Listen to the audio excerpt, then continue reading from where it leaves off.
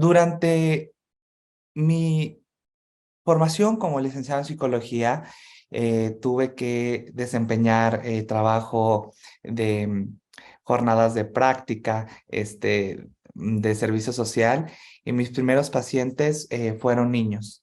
De hecho, mi primera paciente fue una niña de 6 años con displasia cortical y pues era difícil porque había problemas de conducta y fue ahí cuando descubrí la terapia de juego y de manera muy empírica empecé a trabajarla y pude, aparte de evaluar si había una discapacidad o no intelectual en esta niña, empezar a intervenir. En la actualidad, pues me he formado como terapeuta de juego, que es todo un protocolo y son más de 500 horas para obtener dicha formación, ¿verdad? Entonces, los niños y los seres humanos trabajamos por símbolos y estamos todo el tiempo buscando el poder expresar lo que somos. Y cuando trabajamos con niños y adolescentes requiere muchísimo cuidado. Sin duda, la pandemia ha traído el aumento de los servicios de psicología para toda la población, pero sobre todo para niños y adolescentes. Sin embargo, trabajar con niños y adolescentes requiere muchísimo cuidado, requiere muchísima formación, pero sobre todo ser muy cautelosos al momento de los diagnósticos y de las intervenciones. Bueno, ¿cuál es el panorama mundial de la salud infantojuvenil? Hay datos que nos pueden ayudar. Uno es que 1 de cada 7 jóvenes de aproximadamente 10 a 19 años de edad experimentan un trastorno mental. Esto equivale al 13% de la población mundial. El 50% de los problemas mentales comienzan antes de los 14 años. Es decir, que la mitad de los trastornos psicológicos comienzan en la adolescencia temprana. También se ha encontrado que el suicidio es la cuarta causa de muerte entre las personas de 15 a 19 años de edad. Esto según datos de la Organización Mundial de la Salud. Em, Según reportes también de la OMS y de la APA, durante el inicio de la pandemia por la COVID-19, la depresión infantil tuvo un aumento del 20% en la prevalencia. De igual forma, el 70% de los niños y adolescentes con algún trastorno psicológico o situación psicológica no han recibido una intervención a buen tiempo. Sabemos que en nuestro país el tema de la estadística en temas de psicología y de trastornos mentales sigue siendo un tema en la agenda para tener datos más actualizados. Si bien nuestras instituciones siguen trabajando con las prevalencias, no se tienen datos tan amplios de toda la nación. Sigue siendo como por ahí un reto, ¿verdad? Dentro de el Hospital de Especialidades de Trastornos y Psiquiatría Infantil y de Adolescentes se tiene datos del año 2000, donde la prevalencia de trastornos psicológicos en la infancia era del 20%.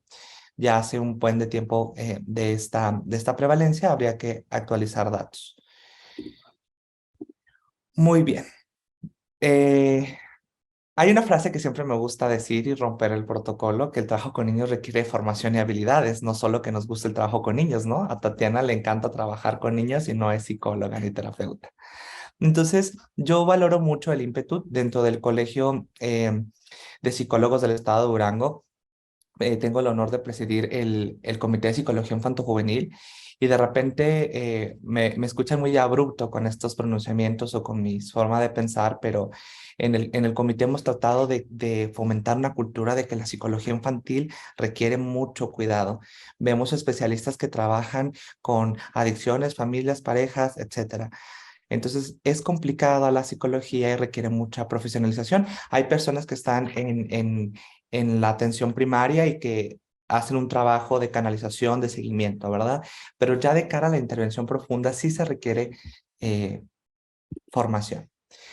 ¿Cuáles son las habilidades de un terapeuta infanto-juvenil? Bueno, lo principal es un amplio conocimiento del desarrollo infantil.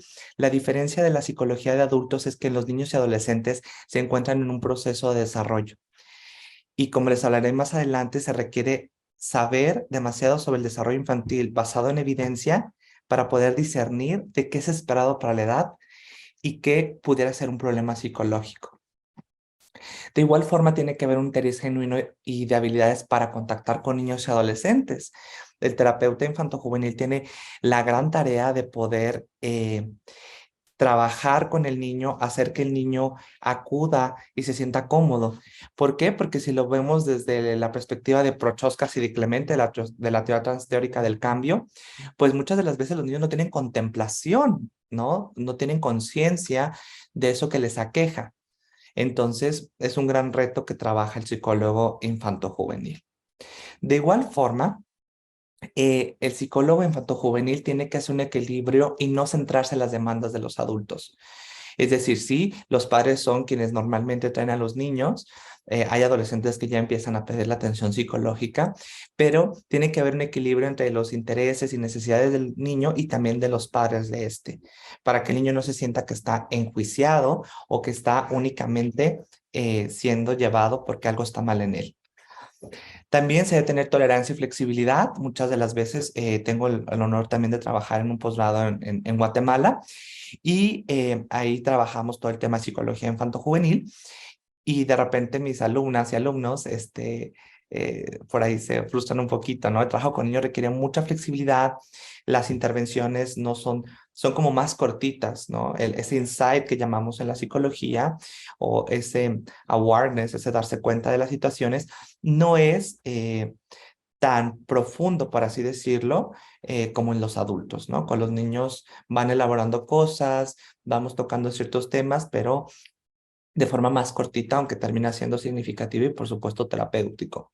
Hay que ser muy creativos, hay que ser muy creativos en el tema de cómo ayudamos a los niños, de cómo mostramos las estrategias, los modelos y sobre todo para que sea a través de algo lúdico, algo creativo y llamativo, la intervención. ¿Sí? Y sobre todo que estamos al servicio no solo de que el niño se sienta mejor, sino también que esté mejor. Entonces, la habilidad del terapeuta es que le pueda brindar herramientas con todo su quehacer al niño y a padres de familia. ¿Sí? Otra cosita es el trabajo multimodal o con diferentes personas. El psicólogo infantil tendrá que trabajar con padres de familia, docentes y por supuesto con el niño y posibles cuidadores de referencia, ¿no? Como abuelos, tíos. Sabemos que hay diferentes tipos de familias. Bueno. Hoy en día sabemos que las emociones son base para la sanidad psicológica y el bienestar. Nuestros planes y programas educativos, nuestras políticas públicas de salud están encaminadas al trabajo de las habilidades socioemocionales y de la regulación. ¿Por qué? Porque la evidencia científica ha demostrado que existe una relación entre saber gestionar mis emociones y una salud mental adecuada, ¿no? De hecho, estas teorías, las dimensiones categóricas están quedando un poquito a un lado y nos estamos yendo a una teoría transdiagnóstica, ¿no? Donde vemos que son categorías más generales y la base puede ser la desregulación emocional o puede haber criterios más amplios, ¿no? Ya no un montón de trastornos, sino trastornos que se han encontrado que comparten características y que pudiéramos hablar más general, ¿sí? Bueno, sabemos que la crianza, y se ha encontrado la evidencia científica que la crianza juega un papel muy importante para el desarrollo de los seres humanos y también para la salud mental. Muchas de las veces hay cuestiones temperamentales que vienen prediseñadas en nuestros niños y a veces el desconocimiento puede hacer que haya una falta de acompañamiento adecuado y óptimo. Y aquí empezamos con la primera característica de la psicología infanto-juvenil. La personalidad es ese sello único que nos hace ser quienes somos. Y la personalidad, según hay un montón de teorías, pero hemos buscado trabajar ya con teorías que están validadas y que demuestran evidencia científica. Entonces, lo que ha encontrado la neurociencia es el aspecto de que el temperamento y el carácter son las dos herramientas eh, que constituyen la personalidad. Por ahí hay un micrófono prendido, si me apoyaran, silenciarlo, se los agradecería mucho. Sí, muy bien. Entonces, el temperamento es esa predisposición genética a responder a los estímulos. Es heredada por nuestros padres, ¿no? Y la forma de entender el temperamento es muy fácil con ese tipo de frases de eres igualito de dicharachero que tu abuelito, eres igualito de preocupón que tu mamá, eres igual de alegre que tu papá, ¿no? Y está en nuestra genética. Y el carácter son esas experiencias de vida, ser hijo mayor, ser hijo único, vivir una pandemia, un divorcio, la muerte de un ser querido. Y estas dos variables, junto con la subjetividad, se van uniendo y por ahí, aproximadamente a los 18 o 20 años de edad, se consolida la personalidad. Entonces, a veces, y yo como psicólogo clínico infantojuvenil y también como docente de una escuela formadora de docentes, me he percatado que hay muchísimos etiquetas y señalamientos hacia los niños por el desconocimiento del temperamento, ¿sí? Entonces, el temperamento tiene 9 elementos que lo constituyen. Desde el nivel de actividad, cuánto se mueve un niño, hay niños que se mueven mucho, hay niños que se mueven poco, ¿no?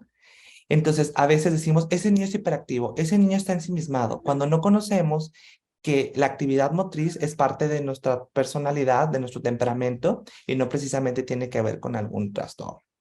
La ritmicidad, todos los seres humanos tenemos un relojito de si tenemos que comer primero o dormir, ¿verdad? A qué horas tenemos cada una de nuestras necesidades. El acercamiento, la aproximación y el alejamiento, ¿verdad? Hace alusión a cuánto nos acercamos o alejamos a un nuevo estímulo, ¿verdad? La adaptabilidad. Hay niños que el primer día del preescolar ni lloran y los que lloran son los papás. Hay otros niños que 2, 3 semanas todavía lloran y les cuesta adaptarse porque su adaptabilidad es más baja, ¿no? El umbral de la respuesta tiene que ver con los aspectos sensoriales y cómo procesa el niño cada uno de esos estímulos, ¿verdad? También la intensidad de la reacción. Hay niños que reaccionan de manera muy desmesurada, hay niños que, aunque les presentemos 1000 cosas, nada les llama la atención o su respuesta es más tranquila. La calidad del ánimo. Hay niños más gruñoncitos, hay niños más alegres, hay niños más melancólicos, ¿verdad? En el sentido de cómo predomina más su estado de ánimo. La distracción, ¿verdad? La capacidad atencional y de persistencia. Habemos personas más focalizadas, habemos gente más distraída. La persistencia, ¿no? Cuánto hay niños que ante los bloques, estos que van de las diferentes figuras, hasta que lo logran, lo hacen, hay niños que se esperan y ahí lo dejan, ¿no? Entonces, estos elementos son bien importantes que aquellos que trabajamos con niños, seamos docentes, seamos psicólogos, seamos padres de familia, lo podamos conocer para evitar etiquetar y evitar ver un problema donde no lo es. Al final, el temperamento se puede modificar por el ambiente. Sí, se puede modificar para bien o para mal. Ahí repetí uno, pero bueno, del lado del estado de ánimo. Perfecto. Muy bien. Entonces, continuamos.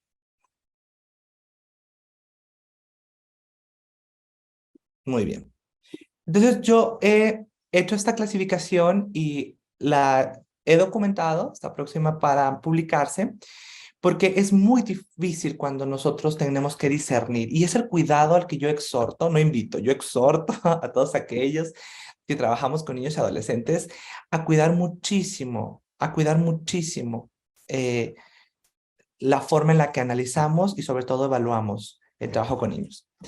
Hay situaciones esperadas para la edad, ¿sí? Hay cosas que van a ser normales según la edad. Por ejemplo, que un niño de 2 a 4 años de edad, 6 años de edad, haga berrinches, los va a hacer.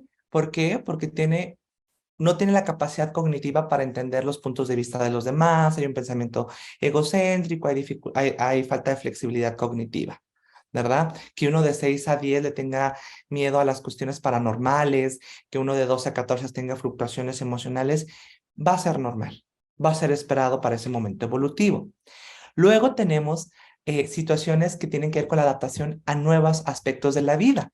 Por ejemplo, la muerte de un ser querido, el cambio de casa, el divorcio de los padres, la llegada de un hermanito. Todas esas situaciones obviamente van a gestar diferentes emociones y conductas, pero van a estar hasta un momento esperadas y normales porque es en lo que se puede acomodar esta nueva experiencia. ¿Sí? También lo que les decía ahorita, características del niño. Hay situaciones temperamentales que hay niños más impulsivos que otros, que hay niños más inatentos que otros, ¿sí? Entonces nosotros vamos a tener que poder entender si lo que aqueja a este niño No se trata de una situación esperada para la edad, o una cuestión adaptativa, o una característica de su temperamento. Si se trata de esos tres elementos, la crianza y las experiencias a través del apoyo de padres y de la escuela potencializan y logran solventar esto.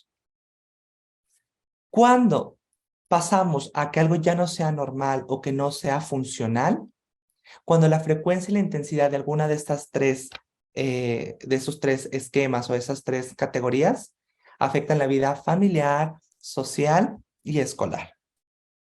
Y la frecuencia y la intensidad es muy alta, ¿sí? O si se trata de un trastorno del neurodesarrollo, como un TDAH, como un autismo, una dificultad cognitiva. Entonces, ¿cuándo vamos a ver que una situación esperada para la edad como hacerse pipí o popó, que llamamos enuresis y encopresis? Bueno, cuando ya no es, ya brincó de la edad, cuando entonces ya no puede controlar, cuando le dificulta ir al partido de fútbol porque tiene accidentes, ahí es donde pudiéramos hablar de que tal vez hay un problema psicológico, ¿sí? Y bueno, aquí sí se necesita una intervención del psicólogo infanto-juvenil para hacer una evaluación y determinar qué es lo que está quejando al niño. Un aspecto bien importante es que los niños no vienen solos a terapia, son acompañados de sus padres y ocupamos saber trabajar con ellos. La evaluación y el diagnóstico psicológico es un proceso científico y reglado. Rocío Fernández Ballesteros es una psicóloga española que es líder en la evaluación psicológica basada en evidencia. De hecho, ella junto a otros psicólogos de otros países han desarrollado las GAPS, que en inglés traducidas al español significarían las guías de evaluación psicológica y que nos hacen, nos reglan el ejercicio de la evaluación. Para mí es muy preocupante que sigan habiendo evaluaciones de trastorno por déficit de atención con hiperactividad con pruebas proyectivas. La psicometría es todo un proceso científico que requiere el uso de diferentes instrumentos, de diferentes informantes, pero también de un proceso reglado, como les comento. ¿Y cómo se hace? Bajo el método científico, hipotético deductivo, ¿no? Entonces tenemos dos procesos. El descriptivo predictivo, que tiene que ver con la observación y la correlación de variables y nos permite para el diagnóstico psicológico, la orientación educativa y la selección de personal. Ahí hacemos una evaluación y podemos predecir qué está pasando y también si una persona es idónea para un puesto. Y el otro es el interventivo valorativo, que tiene que ver con el proceso de experimental, ¿no? La manipulación de variables con el fin de poder hacer un cambio. Y eso tiene que ver con un tratamiento. Muy bien. El proceso descriptivo y predictivo comienza con la observación y recolección de la información. La entrevista es uno de los instrumentos de amplia gama para obtener información. Yo en lo personal, la primera entrevista la tengo con los padres de familia y no involucro a los niños. Hay muchas perspectivas y teorías y cada quien puede, eh, pues, tener su punto de vista y su forma de trabajo. Yo en lo personal trabajo mucho con niños con trauma. Me he formado y me he especializado en trauma. Trabajo con niños que han sufrido abuso sexual, negligencia y también con niños adoptados. Entonces, hay mucha información. Siempre soy de la perspectiva de que los niños merecen la verdad. También que hay formas y momentos para saber ciertos temas, pero sí soy, yo al menos en lo personal, más de la idea de la primera entrevista con los padres, a solas. Después los voy involucrando a los niños y los evalúo también a ellos y a los padres, ¿verdad? Pero la observación y recolección de información es donde el psicólogo puede tomar eh, toda la información de lo que aqueja al niño.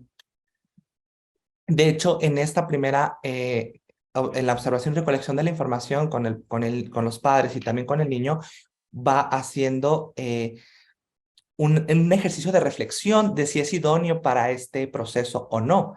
Porque muchas de las veces, yo en lo personal, por ejemplo, no trabajo con autismo, ¿no?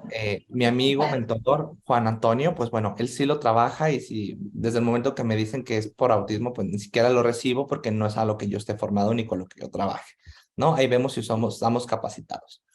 El segundo paso es a partir de esta observación y recolección de la información que nosotros nos podamos hacer una formulación de hipótesis y enunciados verificables.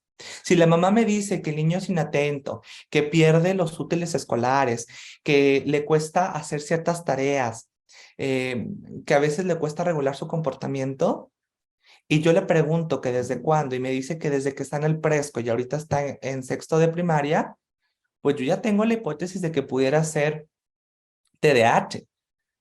Pero también, como conozco mis manuales internacionales, también pudiera ser ansiedad. Entonces yo le pregunto, bueno, ¿y lo ha visto que trae más energía? ¿Lo ha visto que de repente hay cambios en su apetito, que tenga miedos constantes? No, eso no. Ah, ya voy descartando si pudiera ser, voy haciendo un diagnóstico diferencial, y por eso la entrevista es tan importante, porque voy, según las hipótesis que yo durante este proceso me vaya dando, vaya gestando, yo voy haciendo preguntas complementarias. Y los enunciados verificables pues tienen que ver con la cuantificación, cada cuándo tienen, relacionales, funcionales, ¿verdad? Si la mamá dice que tiene problemas de conducta, pero cada vez que tiene problemas de conducta el niño obtiene algo, pues ya puedo ver más o menos si más bien no es un reforzamiento de la mala conducta o un tema de crianza. Bueno, yo ya tengo mi hipótesis y la voy a contrastar. Por más 28.000 años que yo tenga de ser psicólogo infantil y de conocer todo esto y ser muy estudiado, ¿no? Por así decir algo, necesito contrastarlo, y eso es el método científico. ¿Cómo lo voy a hacer? Con la aplicación de pruebas de múltiples informantes. Voy a aplicarle pruebas al niño, pruebas estandarizadas y validadas, a la escuela y a los padres de familia. ¿Sí? Para, en un cuarto paso, dar resultados y la devolución por escrito y de manera oral de estos resultados, contrastando lo que observé, lo que recolecté de información, lo que trabajé con el niño y lo que las pruebas administraron. Estamos hablando de un proceso de 4 a 6 sesiones, ¿sí? A veces a mí me da muchísima la angustia cuando compañeros clínicos de todas las áreas, no nada más de la psicología, en 40 minutitos ya me emiten un diagnóstico. Yo la verdad es que dudaría eso. Y eso obedece a un modelo donde con puros criterios, ¿no? La psicología infantil es muy delicada, ¿sí? Y bueno, como les decía, la evaluación debe ser ecológica, múltiples informantes para asegurar, ¿no? Que la información sea más sólida y sobre todo que veamos, a veces hay trastornos que si no se presentan en dos escenarios no puede cumplir. Puede haber sintomatología de trastorno negativista desafiante, pero si solo se presenta en la casa y en la escuela, el niño es muy bien portado, acata órdenes, ejecuta, pues es un tema más de crianza, ¿no? Entonces hay que tener muchísima documentación de nuestros manuales, de cada uno de los trastornos, pero sobre todo saber que los trastornos se pueden manifestar de diferentes formas en los seres humanos. Y eso es lo complejo de la clínica, ¿no? Bueno, si ya hemos emitido aquí un diagnóstico, sí, si hay un TDAH, sí, si hay ansiedad, no es un tema de crianza, ya se toman decisiones si los papás pueden y quieren tomar un proceso y es necesario, se hace una intervención. Ya que nosotros tenemos el diagnóstico y que hemos devuelto los resultados, nosotros tenemos que hacer una formulación de hipótesis funcionales. ¿Sí? Sabemos desde el humanismo, desde el conductismo, desde muchísimas corrientes, que también las conductas humanas permanecen. ¿Por qué? Porque puede haber un reforzamiento o, como se conoce en la literatura, ganancias secundarias. Entonces, también hacemos una formulación de hipótesis funcionales. Bueno, sí, el niño tiene problemas de conducta, pero el niño también descubrió que cada vez que hace un súper berrinche obtiene algo. Entonces, vamos haciendo como un análisis de la conducta y de todas esas variables para ir viendo no solo qué trabajar con el niño, sino también con los padres y con los maestros. Echamos a andar un tratamiento y luego valoramos ese tratamiento. Vamos viendo los progresos que tenga el niño, volvemos a evaluar con las pruebas para ver que hubo cambio significativo y se da por finalizada esta intervención. ¿Sí? Muy bien. Entonces, hablando un poquito más de la clasificación de problemas, los problemas psicológicos infantiles, según la terapia cognitivo-conductual, precisamente la terapia racional emotiva, se pueden clasificar en problemas prácticos y emocionales. Los prácticos tienen que ver con una falta de habilidad en el niño. Es decir, un niño con problemas para socializar no tiene las estrategias, no tiene las herramientas para poder vincularse con otros. Un niño con TDAH tiene la incapacidad, por esta inmadurez de su lóbulo frontal, de poder inhibir su conducta, de poder focalizarse. Entonces, no hay una habilidad, ¿sí? Y entonces los problemas emocionales se gestan a partir de experiencias y vivencias que tiene el niño. Bueno, el divorcio de mis papás me puso muy triste, dejé de hacer cosas y por múltiples factores hay ansiedad o hay depresión, ¿sí? ¿Qué nos va a decir? Bueno, normalmente se recomienda que se aborden primero los problemas prácticos, porque el que yo no sepa socializar me hace sentir que no pertenezco, me siento decaído, desanimado. Entonces, los prácticos generan emocionales. Normalmente lo que hacemos es dotar al niño de esas herramientas y disminuyen los emocionales, ¿verdad? Bueno, también tenemos otra manera de poder clasificar los problemas que aquejan a los niños y es en problemas externalizantes que tienen que ver con todo lo que va hacia afuera. Y aquí están los problemas conductuales, ¿no? Las dificultades para regular la conducta. Y por otro lado, los internalizantes es aquellos trastornos que hacen alusión a la ansiedad, a la depresión, a dificultades en la autoestima, etcétera. Muy bien. ¿Cómo se hace la intervención con niños y adolescentes? Eh, Yo siempre he dicho que hay que mandar estos mensajes, ¿no?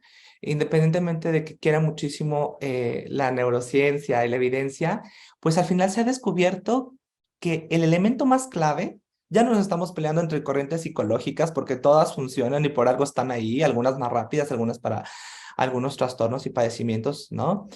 Pero se ha encontrado que la relación terapéutica y cómo se sienta el consultante o el cliente, el paciente en consulta o en intervención es crucial para que haya un cambio terapéutico. Entonces yo siempre les digo a mis estudiantes y lo documenté en la maestría eh, de mandarle estos mensajes al niño. Yo te acepto, yo te miro, yo te escucho y yo te acompaño. ¿Sí? Porque es bien difícil trabajar eso con niños porque los niños atribuyen muchísimas cosas. Y si les agregamos que a veces no tienen por el aspecto evolutivo la capacidad de discernir y de descomponer el pensamiento, se, se adjudican muchísimas cosas. ¿No? He tenido niñitos de 5 años que en su pensamiento preoperacional piensan que si falleció un ser querido es por su responsabilidad o porque peleaban. Entonces es como muy complicado y hay que tener muchísimo cuidado. En el tema de las intervenciones cognitivo-conductuales, pues los niños preparacionales de 2 a 7 años, vamos a tener que acentuarnos más en lo conductual y el trabajo con los papás es indispensable. Ya en los concretos, pues puede haber algunas cuestiones conductivas y un poquito de cognitivas. Y en los formales, pues bueno, ya se pueden hacer intervenciones tanto cognitivas como conductuales. Yo dependiendo de la población, por ejemplo, los niños pequeñitos que tienen uresis y encopresis, utilizo más la terapia de juego y utilizo más la charola de arena, ¿no? Ya con los grandes puedo hacer diferentes modelos. Eh, Al final, desde mi experiencia, hay muchas formas de que los niños aprendan y no tiene que ser únicamente con la reestructuración cognitiva, ¿verdad? Entonces es bien importante que nosotros podamos establecer una relación con el niño. De hecho, las los modelos van a decir que con los niños tenemos una relación terapéutica, pero no una alianza terapéutica. ¿Por qué? Porque la alianza terapéutica es cuando tú y yo estamos trabajando en común para poder resolver algo. Y hay una implicación mutua, tenemos un objetivo compartido. Y hablamos al principio que muchos de los niños no tienen conciencia de lo que les aqueja o no ven el mismo problema que sus papás. Pero la relación terapéutica no es parte de la terapia. Para mí es la terapia, porque de ahí parte el que el niño se sienta seguro, el que se pueda abrir. De hecho, la neurobiología nos dice que cuando nos sentimos en peligro, los circuitos cerebrales de vinculación social se apagan y nos ponemos a la defensiva en estas regiones tan primitivas que tiene nuestro cerebro y que aseguran la sobrevivencia de nuestra especie. Entonces, es bien importante que podamos establecer lo que llamamos el rapport, la alianza terapéutica, la relación terapéutica, mejor dicho, para que sea agradable, ¿no? Y los niñitos me dicen, Edu, a veces me preguntas cosas que me duelen, pero aún así me gusta venir contigo, ¿no? Pues es obvio, tiene que haber un trabajo con ellos para que se sientan seguros al mismo tiempo que van acomodando muchas experiencias. Entonces, bueno, el pensamiento, la emoción y la conducta son aspectos que tenemos que trabajar de manera holística con los niños, que puedan entender cómo ciertas conductas pueden estar reforzando su padecimiento, que comprendan sus emociones y también sus pensamientos. ¿Sí? No solo si trabajamos un modelo cognitivo-conductual, sino en general tenemos que ayudar a nuestros niños a que comprendan estos aspectos. ¿sí? Eh, Hay que hacer muchos recursos didácticos. Ese es uno de los cuentos que yo tengo. Yo tengo muchísimos materiales y estos son Juan y Paco. Juan es el de la camiseta azul y Paco es el rubio de la camisa naranja. Y a ellos les gusta muchísimo ir al parque. Les gusta mucho ir al parque. Un día se acerca un perro y dice, Juan, mira, qué lindo perrito. Y Paco piensa, ojalá que no se me acerque, pudiera hacerme daño. El perro se acerca, Juan dice, se parece mucho al que yo tenía. Paco dice, me pudiera morder y eso sería horrible, ¿no? Entonces, con ese tipo de ejemplos vamos viendo, hacemos un debate, enseñamos al niño para que pueda ir viendo cómo funciona la interpretación, la subjetividad y cómo esa subjetividad realmente, ¿no? Ese es un principio estoico. No nos perturbamos por lo que pasa, sino por la interpretación. Vamos trabajando todo esto. El modelamiento, o sea, es bien importante el modelamiento, las experiencias, lo lúdico. Aquí ya vamos preguntando, oye, ¿qué pasaría? Vamos haciendo hipótesis, ¿por qué le pasó esto a Paco? Es que a Paco igual le mordió un perro, es que está traumado, ¿no? Los niños empiezan a hacer sus hipótesis y luego le decimos, bueno, pero al final, Paco, ¿qué pasó con su juego de fútbol? Pues ya no está jugando. Entonces, Paco se está divirtiendo y está haciendo cosas que le gustan. No, se está limitando. Ah, ok, entonces, ¿qué tal si ayudamos a Paco? ¿Qué pudiera hacer Paco en lugar de salir corriendo? Pues que se quede allá atrás de un arbolito para ver un ratito al perro y a ver si no lo muerde. Entonces empieza a haber como una especie de alternativas para que entonces los niños puedan entender esto, ¿sí? Luego, ya que lo llevamos a esto, eh, lo mostramos, ¿no? Lo modelamos. Oye, a ver, deja que se vaya el gato. No te va a hacer nada. ¿Pero por qué me dio miedo y a ti te dio alegría? Porque todos tenemos diferentes formas de pensar. ¿Y tú qué pensaste? Yo pensé que no me va a hacer nada porque se ve que no acaso. No. Entonces no te va a hacer nada. Pero entonces, ¿por qué tú sentiste eso? ¿Yo qué crees que pensé? ¿Sentiste tristeza? ¿Sentí tristeza? ¿Y qué pensé? Que, pues, que te va a hacer daño. O Entonces, vamos llevando al niño de nueva cuenta como este proceso reflexivo y si se fijan todavía confunde el pensamiento con la emoción. Pero de eso se trata y de cara a eso va, ¿no? O sea, no solo nos volvemos como predicadores y que hablamos y hablamos y hablamos, sino también llevamos a la experiencia, que el niño nos modele, le explica a los papás. Luego, estas preguntas curiosas y que son para generar habilidades y reflexión, ¿no? ¿Y cómo crees que esto se pudiera parecer en tu vida? ¿Cómo sabes esto te pudiera ayudar en tal tema, ¿no? Y entonces hacemos un proceso de anclaje constantemente. ¿No? Entonces, aquí vamos enseñando al niño los diferentes modelos, el que hable de sus emociones, el que hable de sus conductas, ¿no? También vemos la alternativa.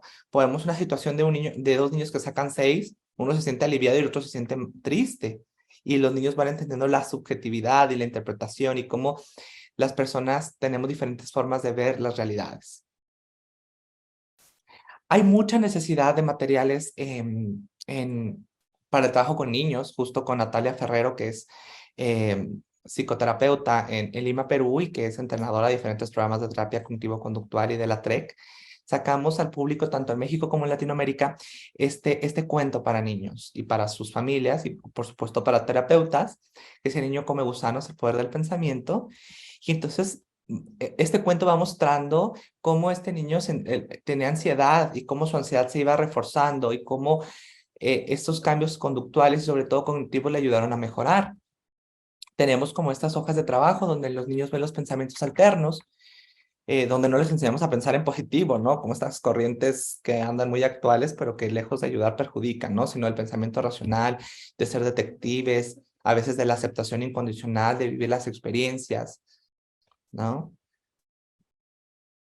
Y bueno, vamos viendo las variantes. Enseñamos a los niños también sobre sus emociones, a que las emociones no son negativas, que no hay emociones buenas ni malas, sino de la funcionalidad, de que hay emociones que pueden llegar a ser, em, que tienen toda una función, pero que tienen también vertientes, el enojo versus la furia, la tristeza versus la depresión, la preocupación versus la ansiedad, y que vayan pudiendo entender todo este proceso tan complejo. ¿Sí? Hacemos muchas dinámicas, ¿no? Pues me encanta esta dinámica. donde cada uno de estos objetos, pues el martillo nos pegamos en el pecho, el resorte saltamos, la tabla nos ponemos súper rígidos de nuestros músculos y en el hielo actuamos como si tuviéramos frío. Entonces hacen dos juegos de roles y en el primero el niño, pues vamos procesando si fue agradable, ¿no? Lo hacemos como con un ritmo adecuado y lento, y dice que sí, y después lo intensificamos. Y el niño dice, me siento cansado, si estuviera todo el tiempo martillándome, sería súper incómodo y tal. Y a partir de eso, entiende que no son las herramientas el problema, sino la intensidad y la frecuencia. Y entiende cómo su ansiedad, su preocupación puede ser buena, pero su ansiedad no, ¿no? Entonces son como, de nuevo, mucha experiencia para que puedan entender. El enseñar las partes del cerebro, las emociones, los pensamientos, ¿no? Como el cerebro en la palma de la mano, de Daniel Siegel, y desde muy pequeñitos los podemos enseñar a que hay un cerebro emocional, un cerebro cognitivo, y que se tienen que comunicar, y que hay un tallo cerebral, y que hay necesidades básicas, entonces se vuelve como parte de nuestro quehacer, y de que vaya viendo como lenguaje para poder regular nuestros afectos y nuestras experiencias, ¿no? El niño comprende que hay diferentes cosas que le pueden provocar emociones, pero que no es el problema la emoción, sino la intensidad de la frecuencia nuevamente, ¿no? Vamos haciendo muchísimos trabajos, vamos haciendo muchísimas cosas que clasificamos, ¿no? Para, bueno, esto es un deseo, esto es una exigencia, esto me ayuda, esto no me ayuda. Y entonces, como les digo, no siempre trabajamos un tema directo, sino que a veces como esto, ¿no? Oye, vamos a ayudar a Donald. Donald piensa que todos los mexicanos son malos, roban y hacen daño. ¿Cómo crees que se va a sentir Donald, verdad? Si cree esto. No, pues se va a sentir enojado, con miedo. ¿Qué va a hacer? ¿Los va a tratar mal?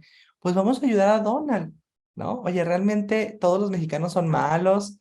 ¿No? ¿Realmente todos hacen daño? Vamos a hacer una entrevista, vamos a hacer una encuesta. Entonces vamos llevando al niño a que pueda ser detective de eso que le pasa, ¿no? Dice Erickson que representar a través del juego es la medida de autocuración más natural que brinda la infancia.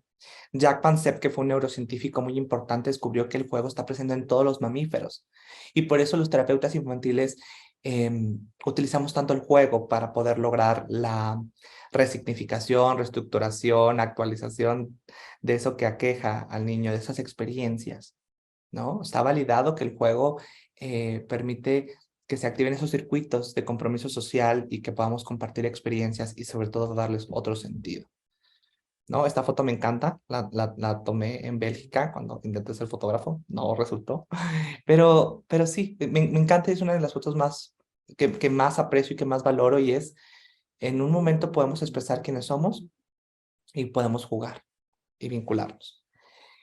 Entonces, trabajamos desde muchas maneras. Yo los invito a que si les gusta el trabajo con niños, de verdad estudien muchísimo. La clínica se hace, pero también se estudia. Es el caso de una niña que había sufrido su familia, un atentado, toda su familia en su casa. Fue un tiroteo. Y bueno, a través de la terapia de juego fuimos reestructurando, ¿no?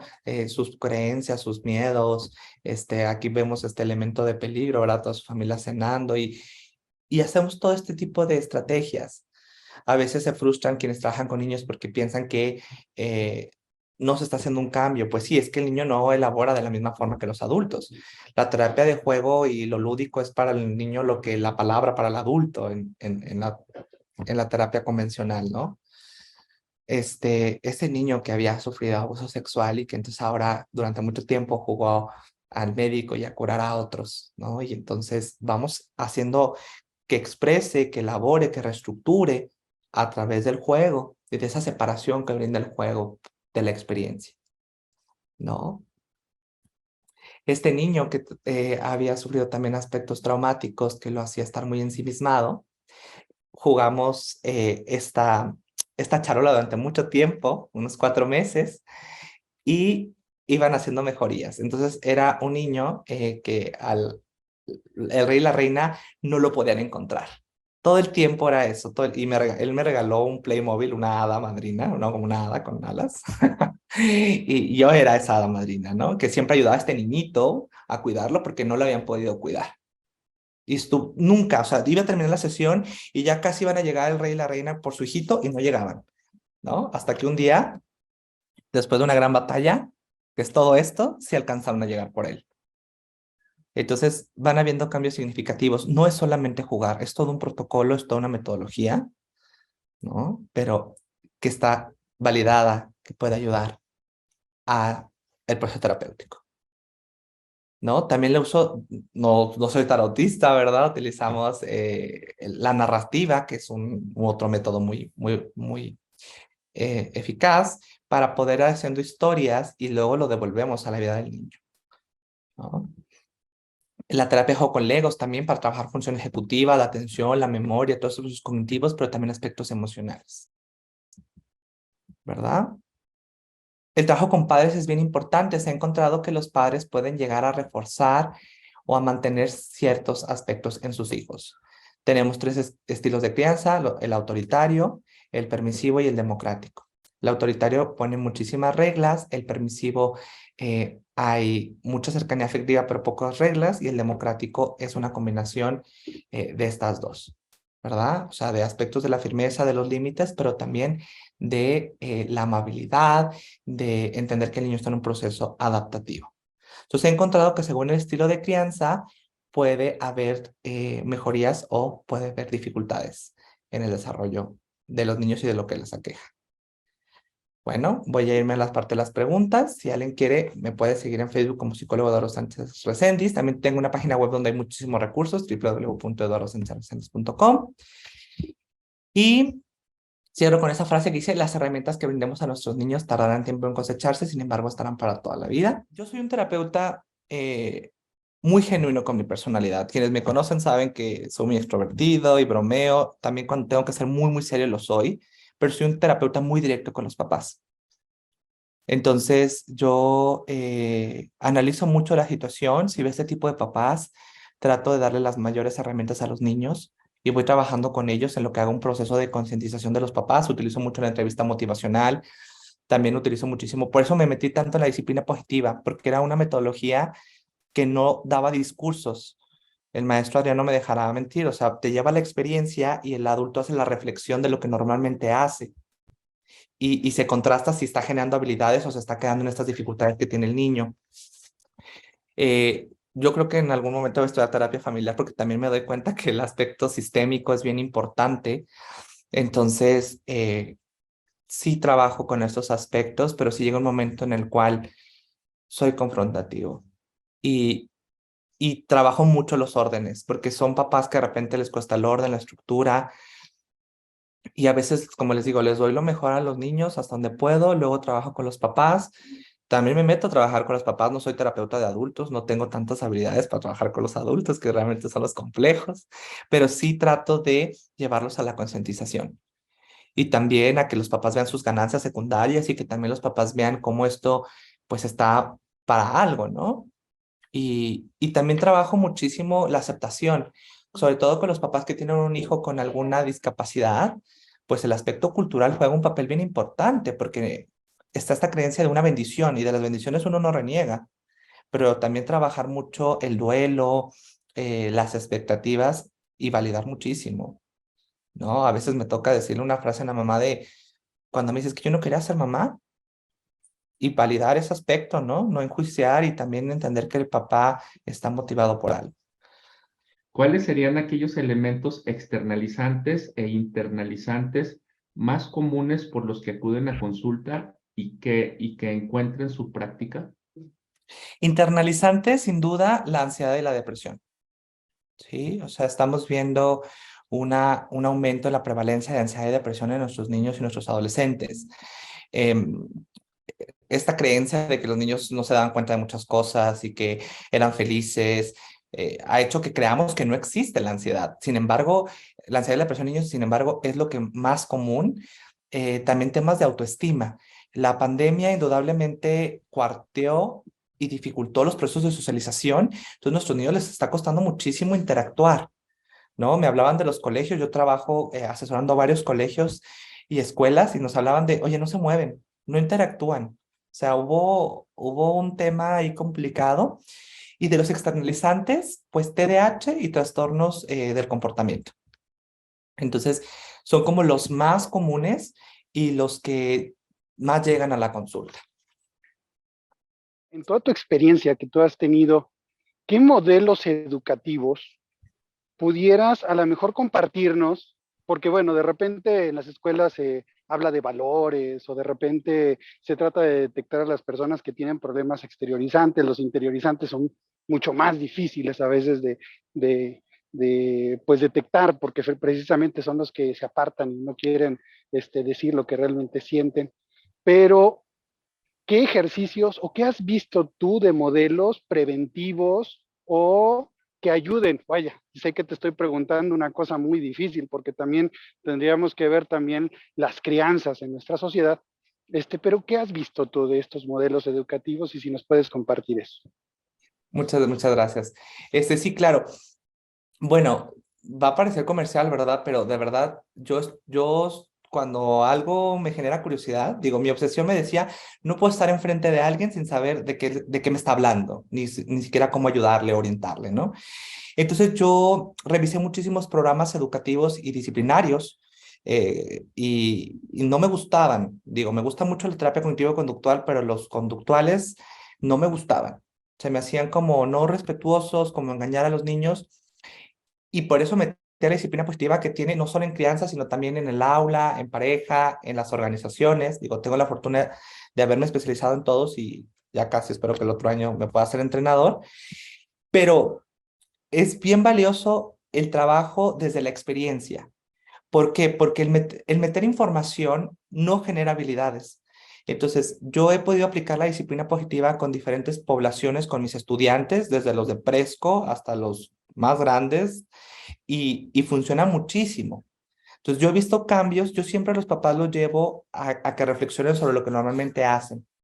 De hecho, tuve la oportunidad, porque la disciplina positiva es muy utilizada, pero toda la evidencia científica, todas las investigaciones se enfocaban en ver si el papá cambiaba de estilo de crianza, de algo autoritario a democrático, de permisivo a democrático. Entonces, mi tesis de maestría fue ver si la disciplina positiva funcionaba para aumentar las habilidades socioemocionales de los niños. ¿Sí? Y lo hice en una casa hogar con las Hermanas del Corazón Misericordioso de Jesús. Y lo que hice es que a ella les di el programa de disciplina positiva. Primero evalué las habilidades socioemocionales de esos 17 niños que ellas tenían. Luego yo a ellas les apliqué el taller de disciplina positiva.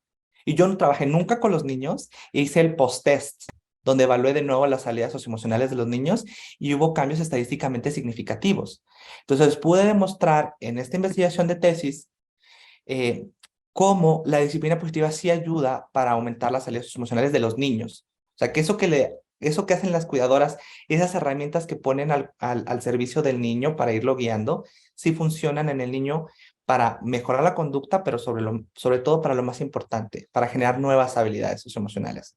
Entonces, yo, al menos en lo personal, creo que hacia allá va el camino. Porque si nosotros no sabemos regular y gestionar nuestras emociones, difícilmente vamos a poder enfrentar lo que viene. Y de verdad, eh, se ha encontrado mucha evidencia de que no saber regular emociones eh, y la relación con otros es un factor de riesgo bien grande para los trastornos psicológicos. Entonces, yo te invito a que lo conozcas. Hace 2 meses, Ari Hurtado, que es entrenadora, y tu servidor, entrenamos a 25 personas de educación del Estado, de diferentes organismos, en disciplina positiva. Entonces, que la vivan primero como persona y luego que también busquen certificarse, porque de verdad, para mí, yo he visto muchos métodos y tomé muchos métodos, pero para mí es el que más funciona a largo plazo y bueno, ahí tenemos la investigación, la voy a contrastar ahora con unas religiosas de Perú. Entonces ahí vamos como en esa investigación, que es lo que hago de crianza. Y no, agradecerle, maestro, por todo el apoyo, al doctor Gabriel Molotla, a la doctora Soledad, que siempre han estado junto con todo el equipo buscando coadyuvar y de verdad créanme que el Comité de Psicología Infanto-Juvenil del Colegio de Psicólogos de Estado de Durango estamos en la mejor disposición de apoyarlos, ojalá se puedan afiliar y también puedan, si necesitan algo, estamos en la mejor disposición, somos también un equipo que queremos contribuir, porque lo que queremos es una mejor vida para nuestros niños, nuestros adolescentes y nuestra sociedad en general. El otro año va a ser una especialidad que estamos construyendo mi amigo Marcus y yo en Guatemala, va a ser virtual. Es una especialidad en psicología infanto-juvenil y lo que necesiten, créanme que tienen un aliado. No, yo quiero ser ese psicólogo que tanto necesité cuando era muy pequeñito. Sí sé mi motivación y de repente porque sale la furia, pero créanme que esto va a funcionar si todos contribuimos, ¿verdad? Y quedo en la mejor disposición de seguir trabajando con el ISMED, con todos ustedes y, como les digo, con fin de que nuestra sociedad sea un mejor lugar para habitarla. Muchas gracias.